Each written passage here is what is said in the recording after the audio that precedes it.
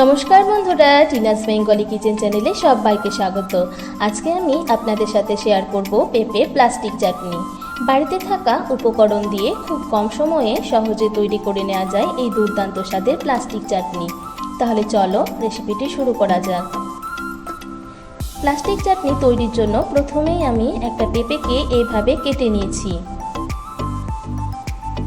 তারপর গ্যাসে কড়াই বসিয়ে 1 বাটি পরিমাণ জল দিয়ে দিলাম আর দিলাম পেঁপেটাকে দিয়ে 2 থেকে 3 মিনিট মিডিয়াম টু হাই ফ্লেমে সেদ্ধ করে নেব। এবারে ঢাকা দিয়ে দেব। ফিরে আসছি 3 মিনিট পর। পেঁপেটার মধ্যে যখন একটা স্বচ্ছ ভাব চলে আসবে তখন গ্যাসের ফ্লেম অফ করে দেব। এবারে পেঁপেটাকে জল থেকে ছেঁকে নামিয়ে নেব।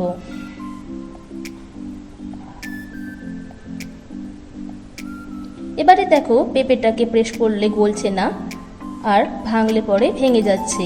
এই পর্যায়ে আমি পেঁপেটাকে সেদ্ধ করে নিয়েছি। এবারে গ্যাসে কড়াই বসিয়ে 1 বাটি পরিমাণ চিনি দিয়েছি আর দিলাম 1.5 বাটি পরিমাণ জল। এবারে চিনিটাকে একটা সেরা তৈরি করে নেব।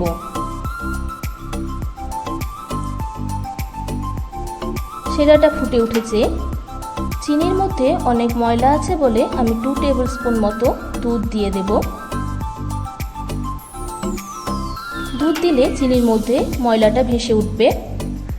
এবারে আমি একটা ঝাঁঝরি দিয়ে আস্তে আস্তে তুলে নেব।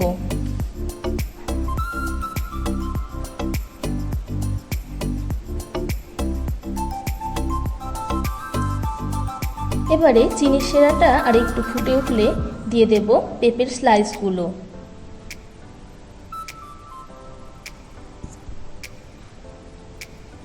এবারে দিয়ে দেব সামান্য বিট লবণ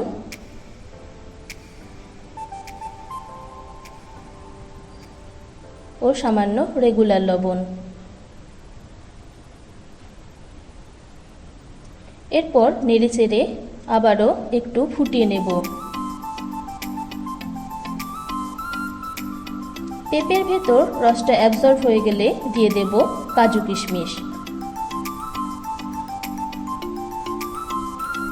কাজু কিশমিশটাকে একটু ফুটিয়ে নেব যাতে রসটা কাজু কিশমিশের মধ্যেও চলে আসে।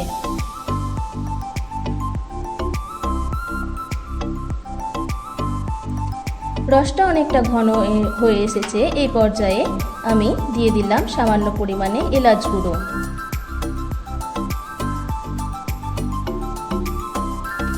এবারে 1 মিনিট মতো ফুটিয়ে নিয়ে গ্যাসের ফ্লেম অফ করে দেব।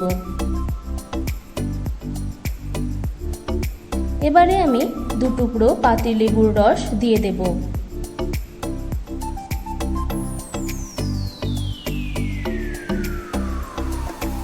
তাহলে বন্ধুরা, আমার আজকের রেসিপিটি ভালো লেগে থাকলে কমেন্ট সেকশনে কমেন্ট করে জানিও।